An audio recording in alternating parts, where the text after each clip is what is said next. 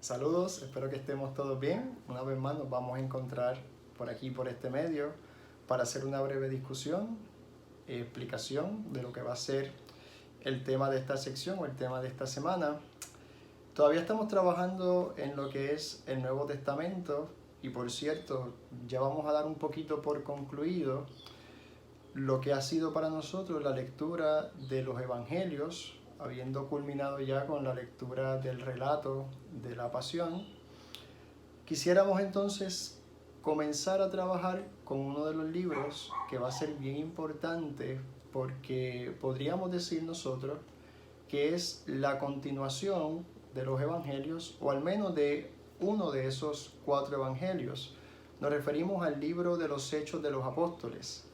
Cuando decimos que es la continuación de uno de los Evangelios, lo estamos mencionando así porque lo que se cree sobre el libro de los Hechos es que en un momento dado fue una sola pieza, una sola composición, un solo escrito, juntamente con el Evangelio de Lucas. Por lo tanto, si en un momento llegó a ser un solo escrito con el Evangelio de Lucas, eran una sola cosa, estamos hablando de que el autor del libro de los Hechos de los Apóstoles va a ser también el mismo Lucas. Por lo tanto, el libro de los Hechos es la continuación básicamente de lo que conocemos en la historia de los Evangelios. ¿Qué va a ocurrir?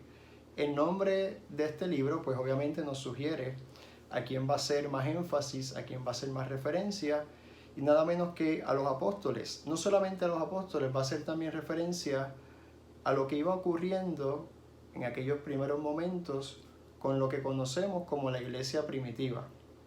Cuando hablamos de iglesia primitiva, nos referimos a los primeros pasos que fueron dando estos primeros seguidores de Jesús, obviamente guiados por los que Jesús había escogido, los apóstoles. Así que en este libro lo que vamos a encontrar básicamente es la historia de cómo poco a poco esa primera comunidad fue avanzando, de cómo fue creciendo, de cómo incluso iba pensando y de las cosas que iban ocurriendo con todas estas personas, obviamente incluyendo a los que eran seguidores todavía de los apóstoles. Por lo tanto, el libro de los Hechos va a ser un libro único en el Nuevo Testamento. ¿Por qué es un libro único?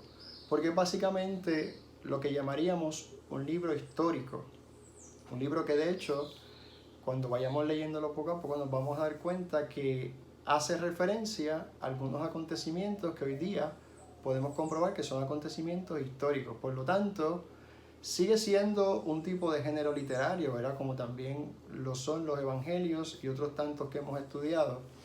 Pero es interesante y es importante saber que es un libro único en cuanto a género literario, por ser hechos, y además de eso, por ser un libro también que nos narra parte de lo que aconteció en nuestra historia, ¿verdad? La historia de la humanidad en aquel entonces, en aquella época, en aquella cultura también.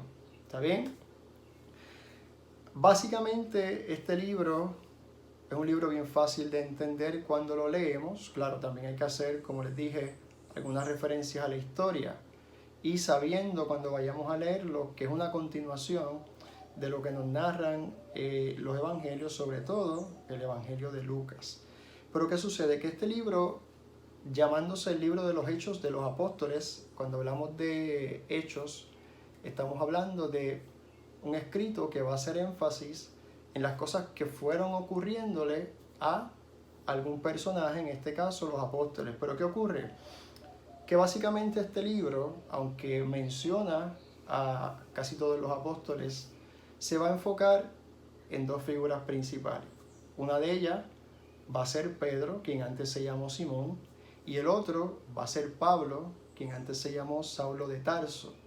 Estas 2 figuras, obviamente hoy día sabemos que son pilares para la iglesia cristiana en general, pero todas estas cosas que sabemos sobre estas figuras principales se las podemos atribuir en gran parte a lo que está escrito en este libro que conocemos hoy día como el libro de los Hechos de los Apóstoles.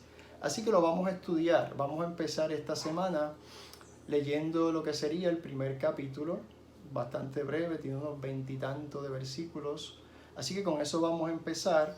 Yo se los voy a dejar en estos días por nuestro curso virtual y también les voy a explicar por ahí mismo cuál va a ser entonces en sí la tarea para esta semana, cómo la vamos a trabajar y cómo entonces me la van a hacer llegar. ¿Está bien?